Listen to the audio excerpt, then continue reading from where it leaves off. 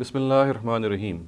Dear viewers, today we shall take a look at the narratives in which we have described earlier on in my talk that Abdullah ibn Masud radiyallahu anhu had refused to hand over his Mushaf to the authorities in the time of the Caliph Usman when he had launched a massive campaign to gather all spurious Masahif. We had gone through 17 or 18 categories of those narratives in my previous talk, and I had narrated before you the various students of Abdullah ibn Masud who narrate this refusal from him, or the fact that various other narrators as well have done their job in communicating to us this stance of Abdullah ibn Masud. Today we shall take a look at some of the existing interpretations of this measure of Abdullah ibn Masud, and also try to critically evaluate the texts of all these narratives that I've just described in my previous talk, and inshallah later on we shall evaluate the chains of narration also of these narratives. Now, as far as existing interpretations of this measure done by Abdullah ibn Masud is concerned, obviously we would be finding something very detailed and very copious in its extent, because this is something on the part of Abdullah ibn Masud which is not easily explainable.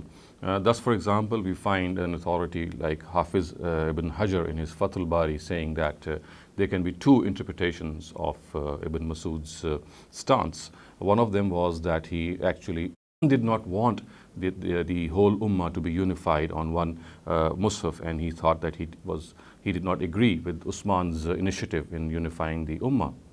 And Ibn Hajar says that the second interpretation is that Ibn Masud actually wanted the Ummah to be unified, and he wanted Usman to do so. Because obviously by not doing so, this would sow the seeds of dissension in the Ummah. However, Ibn Masud thought that if this unification has to take place, then it should take place on the basis of his own Mushaf. And when he was not able to convince Usman in this step, so he decided to adhere to his own reading. Nawawi, who is obviously the Shari or the exegete of Muslims, Al-Jami al-Sahih, he says that it is quite apparent that Ibn Masud had a different Mushaf, and his own companions, they had a different Mushaf from the others, and he did not want to hand it over because he knew that Usman would destroy it, and therefore he actually told his people to hide their Masahif. So this is what Imam Nawawi says. On the other hand, authorities like Ibn Abi Dawud say that he had actually recanted, Ibn Masud had actually recanted from his initial stance, and he later on thought that unifying the Ummah on one reading is absolutely okay, and that the fact that he should give up his Mushaf. This is what Ibn Abi Dawud has said. And in support of his stance, Ibn Abi Dawud has cited the following narrative actually, and I'm going to read out that narrative because he has cited this narrative in his own book, Kitab al-Masahif, and it is on the basis of this narrative he thinks that Ibn Masud had actually backed out, he had backed away from his original stance and had submitted to Usman in his measure of unifying the Ummah. So this narrative has been recorded in his Kitab al-Masahif, and it is from Fulfula al-Jurfi, and he says, I'm going to read out the narrative, and Fulfula al-Jurfi قال فزعت في من فزع إلى عبد الله في المصاحف فدخلنا عليه فقال الرجل من القوم إن لم نأتيك زائرين ولكن جئنا حين راعينا هذا الخبر فقال إن القرآن أنزل على نبيكم من 7 أبواب على 7 أحرف أو حروف وإن الكتاب قبلكم كان ينزل أو نزل من باب واحد على حرف واحد معناهما واحد. Fulfula al-Jurfi said, I was among those who worriedly came over to Abdullah regarding the Masahif. We entered upon him, and a person from the Quraysh stood up and said, we have not come to meet you. However, we have come to you out of concern for this report. Abdullah said, the Quran has been revealed to your Prophet through 7 doors on 7 ahruf, and the books revealed earlier were revealed or sent down from 1 door on 1 harf, and the meaning of both is the same. So this is a slightly ambiguous narrative on the basis of which Ibn Abi Dawud says that Ibn Masud had recanted. And it's in the fitness of things to point out that Ibn Kathir and Hafiz ibn Hajar, they are not convinced that this narrative is sufficient proof, or it clearly says that Ibn Masud had backed out or recanted from his stance. So they don't agree. Gilchrist, obviously one of our contemporary researchers, by referring to some of the narratives which I had cited out before you in my previous talk, concludes, and I'm going to read out his words the way he has cited them in his book. In the light of these traditions, which can hardly be discounted, the evasive explanations of modern Muslim writers cannot be accepted. Abdullah ibn Masud clearly resisted Usman's order, not because of sentiment, as Desai suggests, but clearly because he sincerely believed that his text of the Quran, gained first hand from Muhammad himself, was more authentic than the text of Zayd. This conclusion cannot seriously be resisted by a sincere student of the history of the Quran text and its initial compilation. So this is what John Gilchrist has surmised in his Jamal Quran, the codification of the Quran text. So this is how he views this whole endeavor. And as we are going through the existing interpretations of these narratives, we now come to Al-Yaqubi, one of the very premier historians. And Yaqubi, he says that Usman had sent Abdullah ibn Amir to collect or gather Ibn Masud's Mushaf. And Ibn Masud, as we know, refused to hand over his Mushaf. And it is also recorded by Yaqubi that he became so angry that he marched off to Medina to meet Usman. And Usman at that time was delivering a sermon, and the two became involved in an altercation, and Usman became so angry that he had Abdullah ibn Masud thrown out from the mosque, and we know that his ribs were also broken in this act. So this is what Yaqubi has recorded.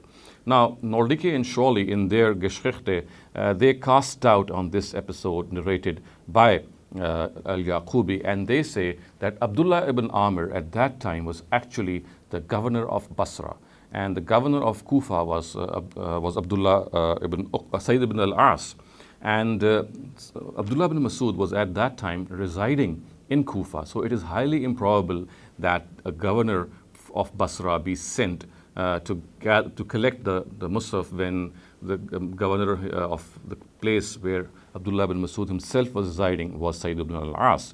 So Nordike and Schawley think that this episode recorded by Yaqubi is hardly the case, because Abdullah ibn Amir on the one hand was in charge of Basra, and living in Kufa was Abdullah ibn Masud under the governorship of Sayyid ibn al-As. So why was Abdullah ibn Amr sent for this purpose, whereas it should have been, as they would seem to imply, it should have been the governor of Kufa himself who should have gone and collected this Mushaf from Ibn Masud.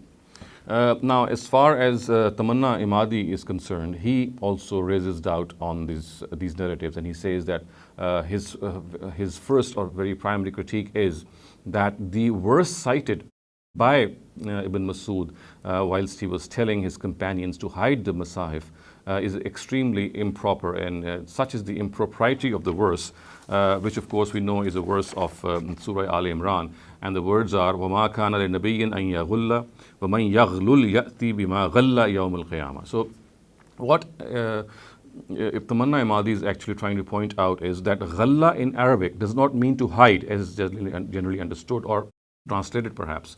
So when we say مَا كَانَ لِنَبِيٍّ أَن يَغُلَّ, it means to hide something, to deceive someone.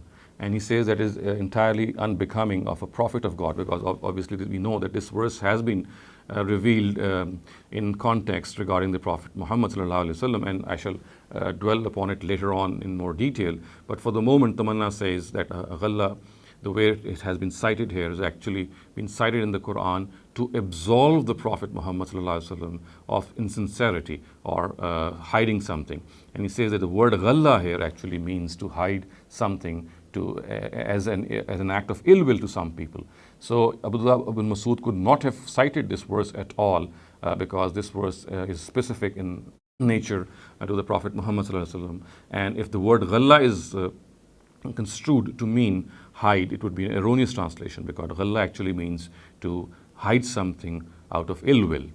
And this, he says, is something which Abdullah ibn Masud would never have done.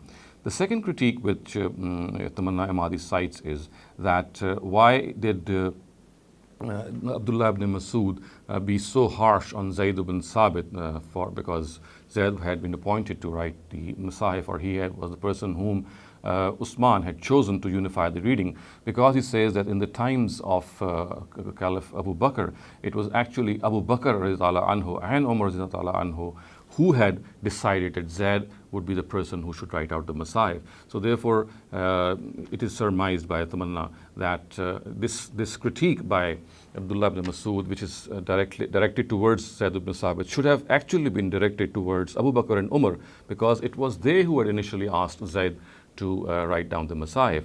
And then he also surmises the fact that in the times of Caliph Usman, when this copying out measure was taking place, Zayd was not alone. There was a committee, supposedly, which was appointed to write down the Masahif, and there were 3 other people present with him. So why is it that Abdullah ibn Masud is singling out merely Zayd ibn Sabit and not also speaking of the rest of the committee members? Then also Tamanna surmises that there were many other senior companions who would have learnt more than 70 surahs, as we know that in the previous talk I had referred to the fact that Abdullah ibn Masud actually stresses the fact that he had learnt 70 surahs directly from the Prophet, and so therefore why should he leave his reading in favor of Zayd's reading? So he says that if this should not have been a matter of pride for Abdul Masud, because there would have been many senior companions who would have perhaps learnt much more surahs than Ibn Masud. So the conclusion which Tamanna finally draws is that these narratives have been concocted and they have been reported by Sulaiman ibn Mihran al-Amash, and who is the suspect narrator. So this is how Tamanna Imadi sees this whole affair. Now, another person I'd like to quote here is Qazi Abu Bakr ibn Arabi, and he says that Usman had expressed his concern on Ibn Masud's anger. So at the time, Usman had actually expressed his concern on Ibn Masud's anger on not being appointed for the task by saying that why did he not get angry at Abu Bakr and Umar, because they were the ones who had appointed Zayd ibn Sabit initially in their times to write the Quran. So actually what Ibn Arabi says that he has cited in his Ahkam al-Quran the words of Usman, the words of displeasure of Usman, or his words of concern, that why did Zayd single out him, Abdullah ibn Masud single out him for appointing Zayd, because it was actually the endeavor or the effort or the status and authority of Abu Bakr and Umar who had done so. And he's even cited or reportedly cited the words of Usman in this regard. And his words are, مَنْ يُعَزِّرُنِي مِنْ Ibn Masud يَدْعُ النَّاسِ إِلَى الْخَلَافِ وَالشُّبْهَةِ ويغضب على أن لم أوله نسخ القرآن وقدمت زيد عليه فهلا غضب على أبي بكر وعمر حين قدما زيد لكتابته وتركا إنما اتبعت أنا أمرهما.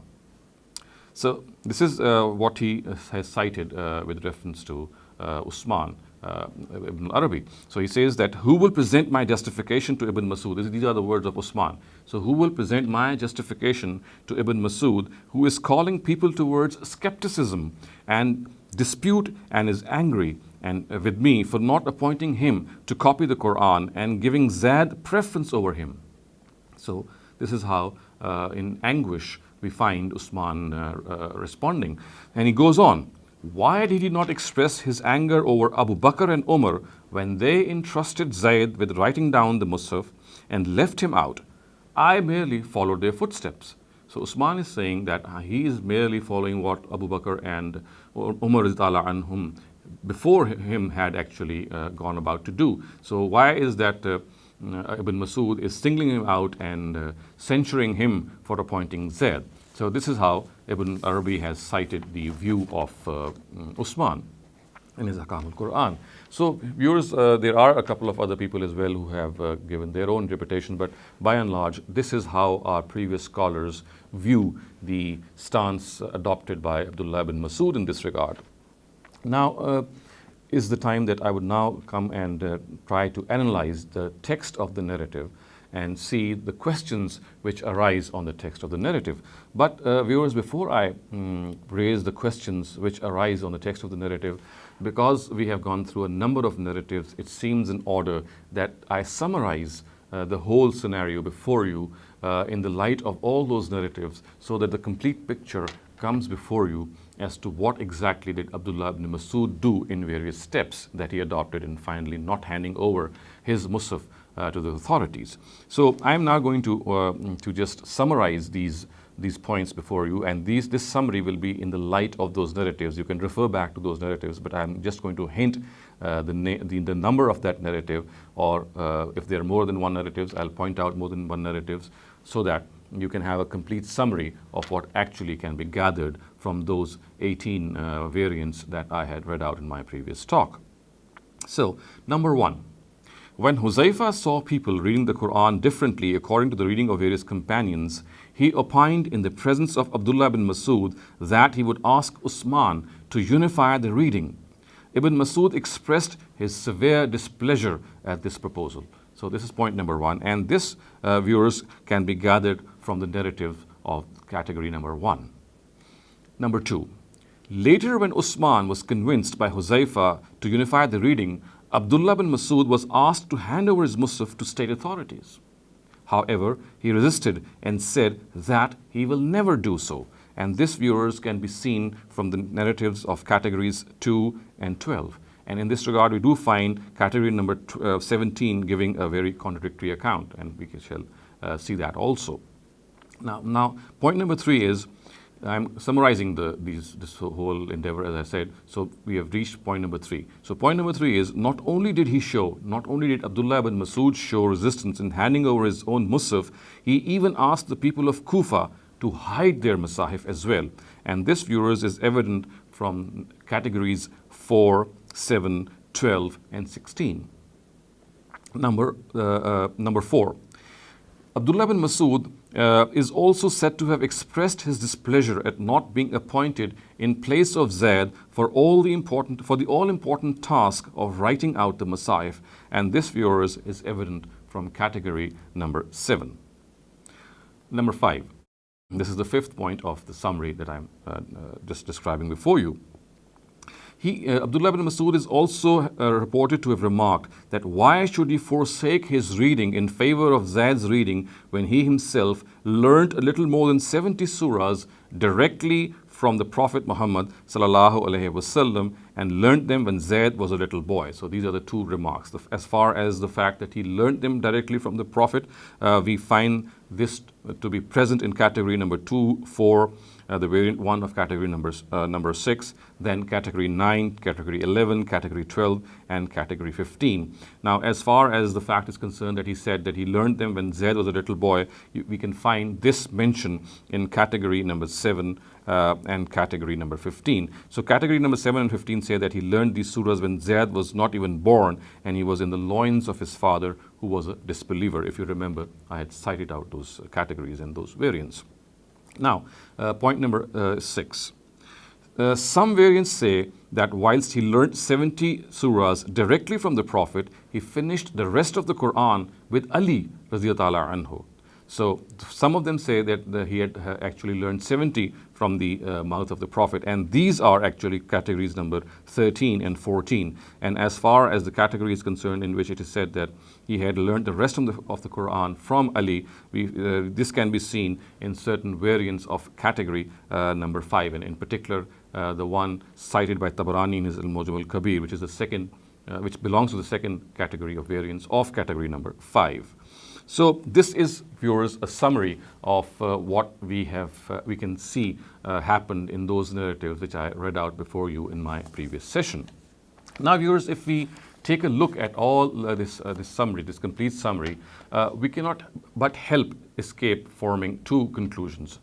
Either it was a personal attachment of Abdullah ibn Masud with his Mushaf, because he actually had written down it directly from the Prophet, and his love for the Prophet was such that it prevented him from handing over the Mushaf to the authorities, because his affection, his attachment was so great to the Mushaf that he had written, or partly written from the mouth of the Prophet, that it was his personal attachment which stopped him from handing over this Mushaf. And this, viewers, can be seen from category number 2, the narrative category number 2, because Abdullah here insists that why should he hand over his Mushaf in which he had written 70 surahs or learnt 70 surahs directly from the Prophet. So this category of narratives may lead us to believe that it was primarily Abdullah ibn Masud's personal attachment to his own Mushaf, and that was nothing else but personal attachment. However, viewers, there could be a second interpretation as well of this summary, and that is that Abdullah ibn Masud actually had a different version of the Quran with him. He had a different version of the Quran with him, which he taught in Kufa, and his resistance actually stemmed from the fact that he thought that his own version is more authentic and more correct. And this conclusion is the same as was reached by, if you recall, I had cited John Gilchrist earlier on. He himself also had reached the same conclusion. Now, there are a number of factors which go in favor of this second conclusion. The first conclusion, which says that actually it was just a personal attachment, we just find perhaps Abdullah ibn Masud insisting that since he had learned something directly from the Prophet, so why should he give up something which he cherished and relished so much?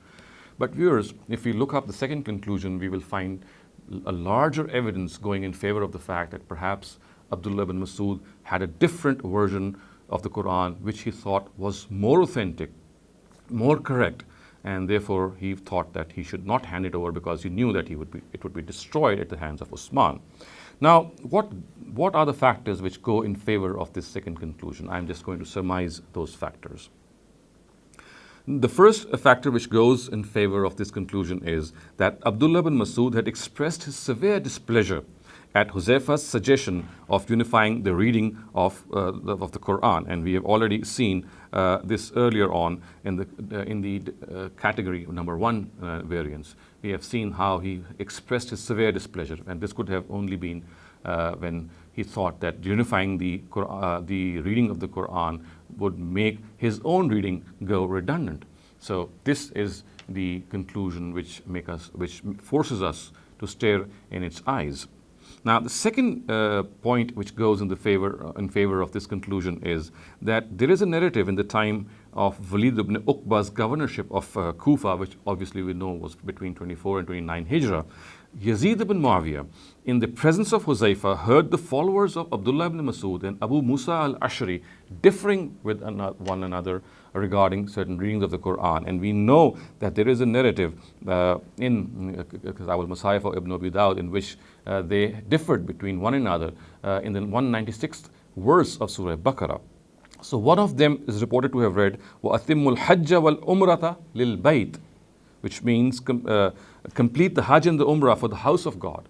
Whereas the other group insisted that the reading is not this. It is actually وَأَتِمُّ الْحَجَّ وَالْأُمْرَةَ لِلَّهِ. Complete the Hajj and the Umrah for God, for Allah, not for Al-Bayt. So this shows that there was some perhaps difference in reading.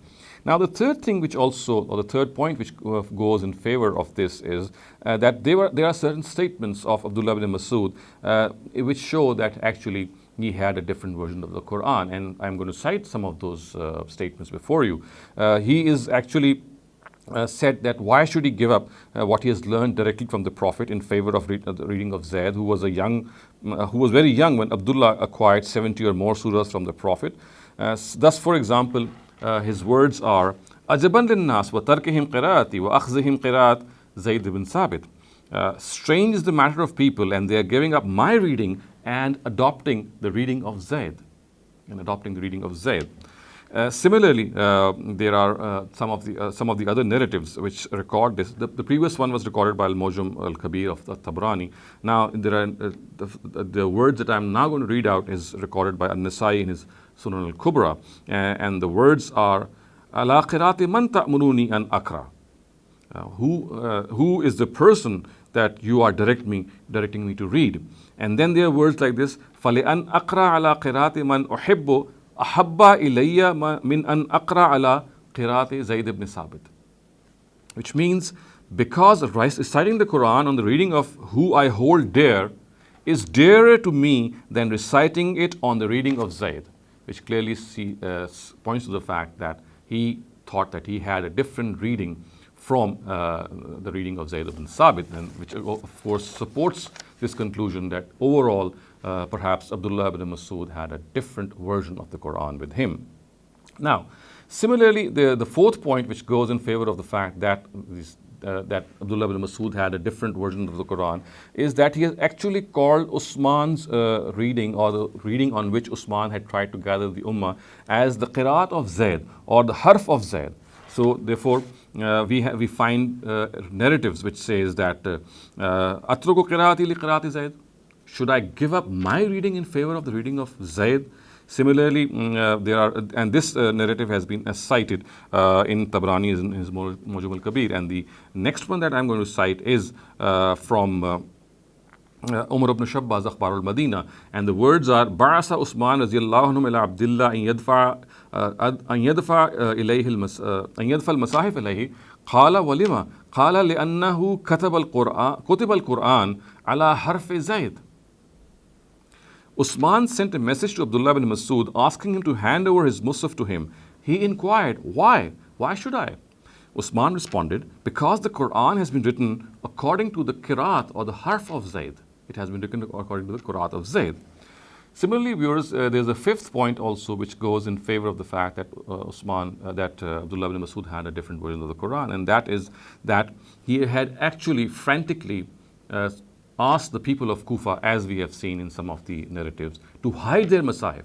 Now, why would he say that unless, of course, he had a different version of the Quran, as we have just seen earlier on. And then, viewers, point number 6, which also goes in the favor of this conclusion, is that there are narratives which say that Abdullah ibn Masud's Mushaf had different readings, and similarly, he is the person who did not regard Surah Fatiha and the Mu'awwizatain, which are the last two surahs of the Quran, to be part of the Quran, although we have already dealt with this issue in an earlier talk. But the fact is that if these narratives exist, then they again go in favor of the fact that perhaps Abdullah ibn Masud had a different version of the Quran. Now this, viewers, if this is the case, that it is because Abdullah ibn Masud had a different version of the Quran that led him not to hand over his Mushaf to the authorities, then there are some very serious questions which arise on this conclusion. As far as the first conclusion is concerned, in which we have seen that actually it could perhaps be a personal attachment, or the case of a personal attachment of Ibn Masud with his Mushaf, which could have led him not to hand over his Mushaf. This is very unlikely. This seems very unlikely in the light of the evidence that I have just cited.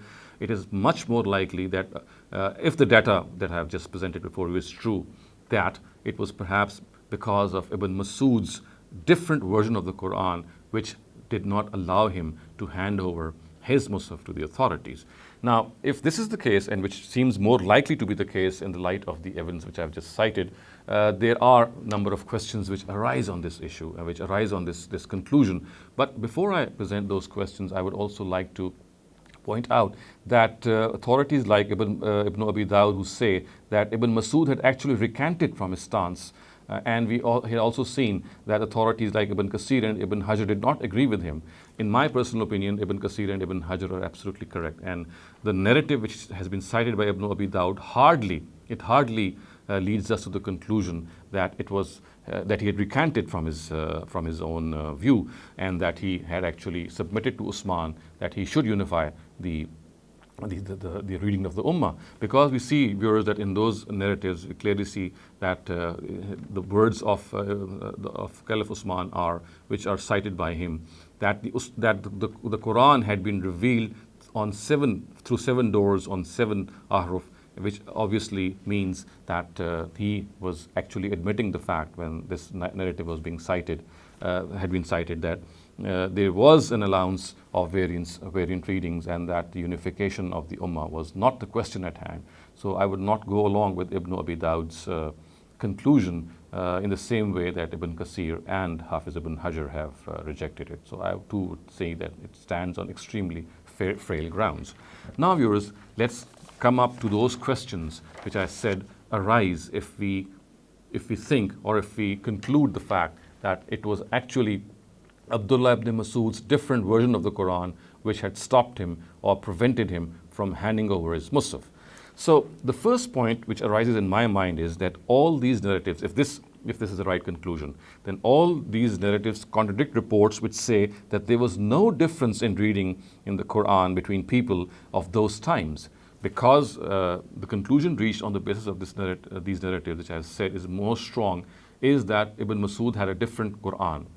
Now, this conclusion, what I'm saying is that this conclusion goes against a lot of data which actually says that there was no difference between the companions as far as the Quran is concerned. Now I'm going to present part of that data before you so that the contradiction is evident. Because if this is more likely to have happened, as I said, if data is more in support of the fact that Abdullah ibn Masud did not hand over his Mushaf because it had a different version of the Quran, because as I said, the data which I have presented goes more in favor of this conclusion, then this conclusion or the narratives which make us reach this conclusion are starkly and very, very directly and blatantly in contrast and contradiction with some of the other data which I'm just going to read out before you, which tells us that there was no difference and the people of those times were actually united in reading the Quran in the same reading, and it was not the case that Sahaba had differed.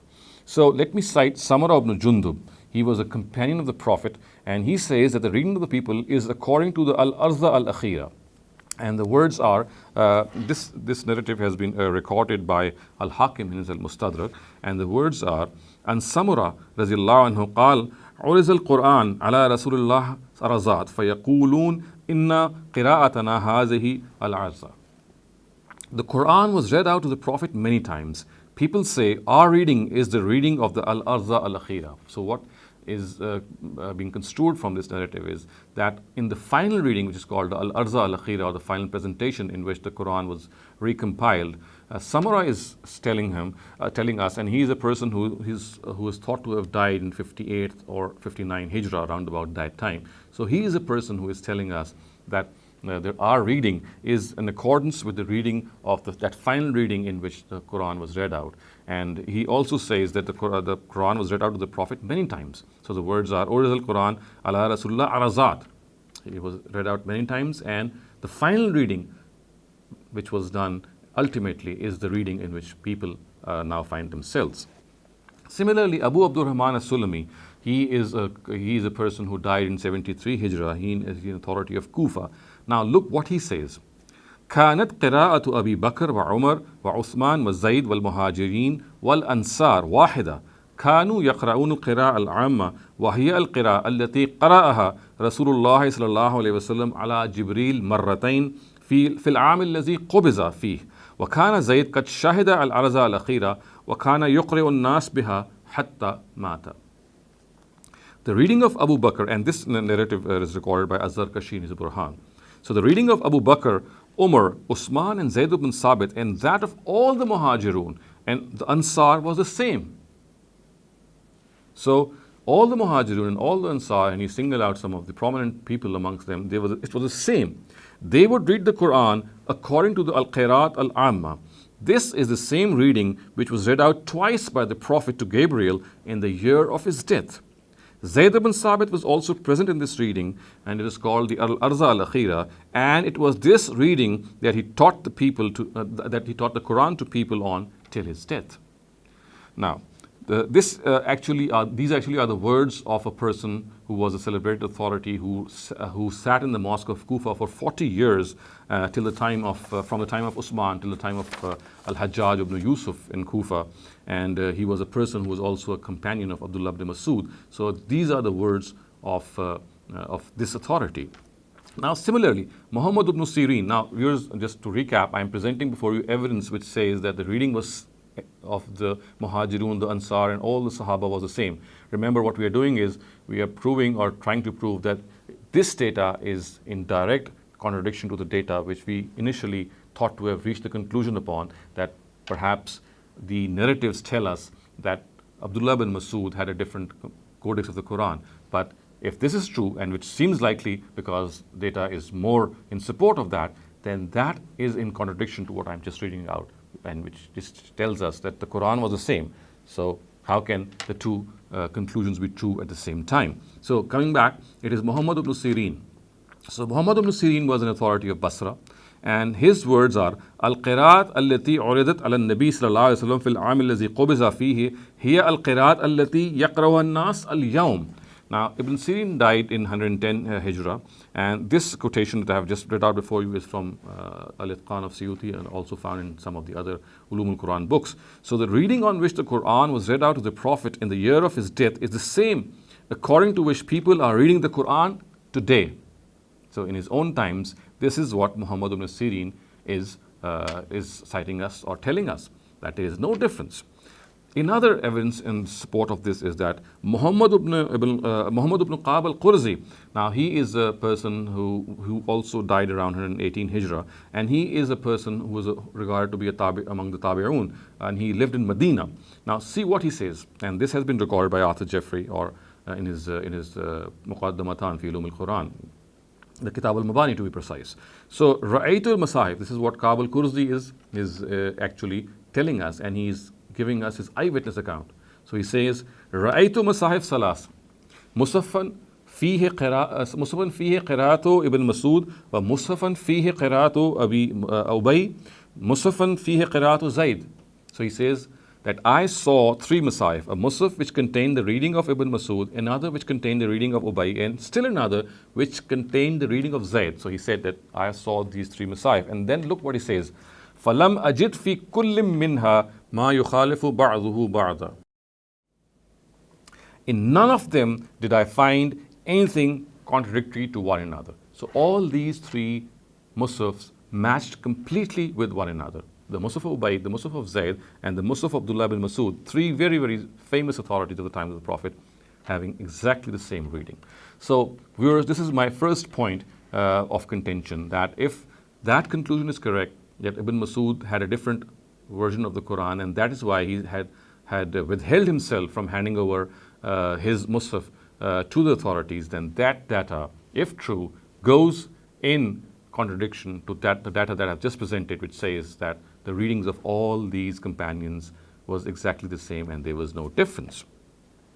The second point.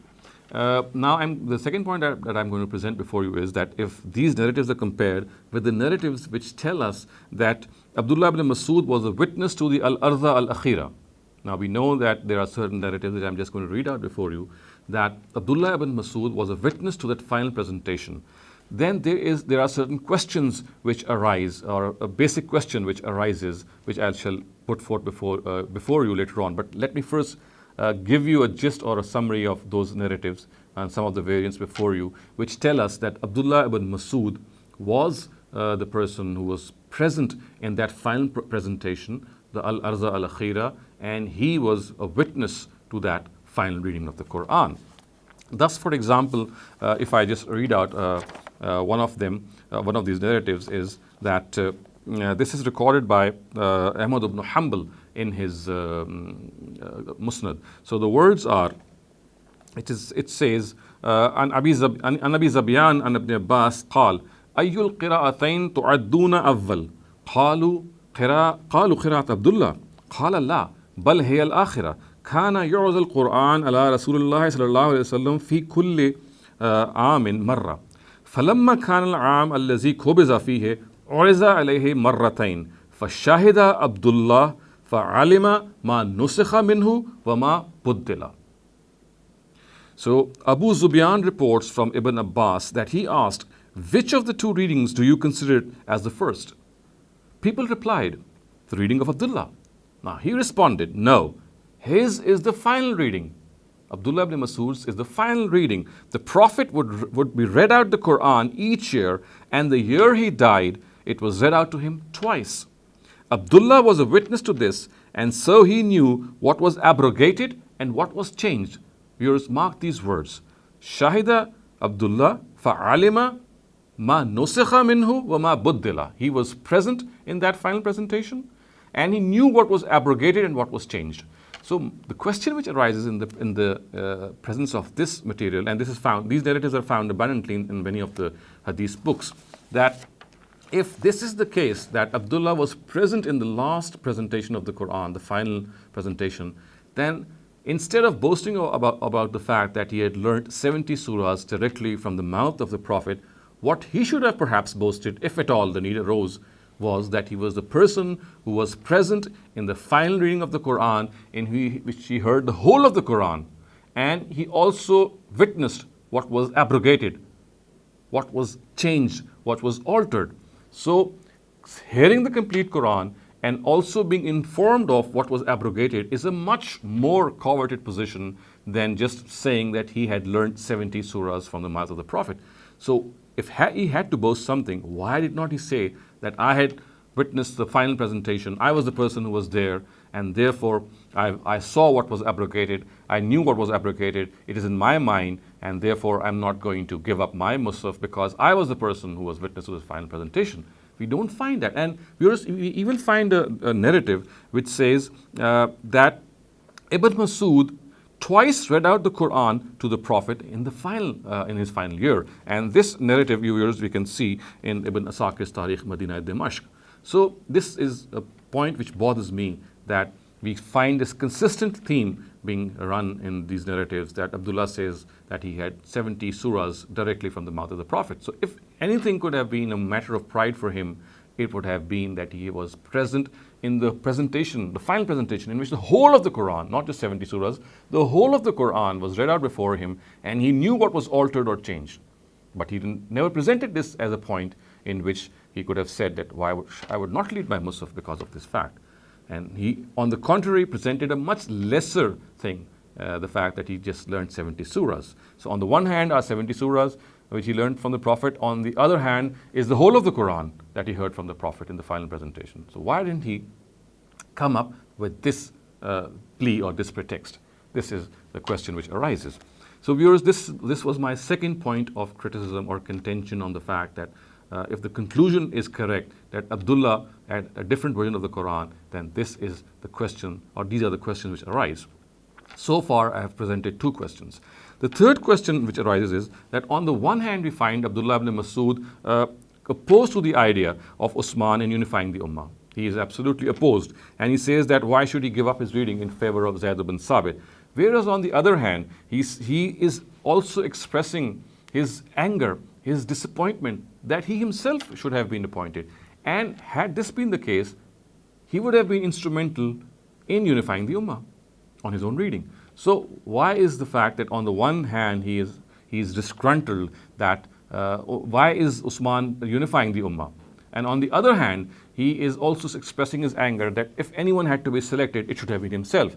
And if he had been selected, then of course, once again, the process of unification would have taken place, and this time it would have been his own reading. So unification, if the issue is unification, whether it's his own reading or whether it's Zayd's reading, it should have been opposed. But here, on the contrary, we find that he is opposing unification, and on the other hand, when he is saying that he is not being appointed, he is actually going in favor of unification, because he would be the person who would be unifying the Ummah on the basis of his own reading. Also, viewers, the fourth point which arises in my mind is that narratives of category number 7 say that Abdullah ibn Masud had actually objected to the selection of Zayd ibn Sabit, and we have already seen, as pointed out by Ibn Arabi earlier, and he cited Usman directly, that why is it that Abdullah ibn Masud is actually criticizing Usman? Because Usman is merely repeating the footsteps or going in the footsteps of his two earlier predecessors, Abu Bakr and Umar. He's not doing something new. What he's doing is he's just following the footsteps of Abu Bakr and Umar. So the fourth point of criticism is that why did he single out Usman for his criticism? He should have expressed the same anger for his predecessors, because Usman never did something new. The fifth point of criticism is the same as was pointed out by Tamanna Imadi, that again we find Abdullah ibn Masud rather unjustly, if you look at the material, singling out just Zayd ibn Sabit and saying that why is it that it is on his reading that we are reuniting the Quran, because we know that Zayd was not alone. It's not Zayd who was alone in that committee. We find three other people present as well. So this again is a point of criticism, as the fifth point of criticism, that why did he single out Zayd ibn Sabit in this regard? He should have at least pointed out to the other people, because they, although it could have been written in the script of Zayd, but the people who were besides him as well, they also had a lot to do In fact, we find that if there was a dispute between the two, between Zayd bin Sabit and the rest of the three, as we have dwelt with in the earlier on sections, then the matter had to be referred to Usman. So why is it that that Abdullah ibn Masud is just pointing out Zayd in this regard? The sixth point of criticism, viewers, is that, as pointed out by Imadi, the context or the style of the verse which he had presented by asking his companions and followers to hide the Quran, not only is it incorrect vis-a-vis the impropriety of the verse, because the verse actually is absolving the Prophet Muhammad ﷺ from a certain blame, in which he is saying that in which the Almighty is in fact saying that it is not befitting for a prophet to do something which is insincere for his companions, because if someone does a thing like this, a grave thing like this, then he will be brought before the day of judgment with that insincerity. So this again is a verse which is an entirely contradictory verse vis-a-vis the situation which had arisen at that time, and it is very unlikely that Ibn Masud would have quoted such a verse, because it was actually absolving the Prophet of ill will against his companions. And again, the word ghalla here means to hide something with insincerity, not to merely hide something. And finally, viewers, the seventh point which rises in my mind is that there are contradictory reports regarding how Abdullah ibn Masud was asked to hand over his Mushaf. So we find there are four different accounts, which obviously are different from one another, and thereby casting doubt on the whole situation. First, in a narrative recorded by Abu Ubaid, Huzaifa asked Abdullah ibn Masud to hand over his Mushaf. So in this narrative, we find it was Huzaifa who had asked Abdullah ibn Masud to hand over his Mushaf. On the other hand, in a narrative recorded by Ibn Abi Dawud, Usman, instead of confiscating his Mushaf, had sent the official Musaf to him that he should amend his own Mushaf according to it. So he was not confiscating Abdullah ibn Masud's Mushaf, he had sent his Musaf and he had told them that people should amend their Musaf in accordance with the Mushaf which has been sent by Usman. And Abu Musa al-Ashari and Huzaifa were also present at this occasion. And this, viewers, we have seen, as I said, has been mentioned by Ibn Abi Dawud in his Kitab al-Masahif.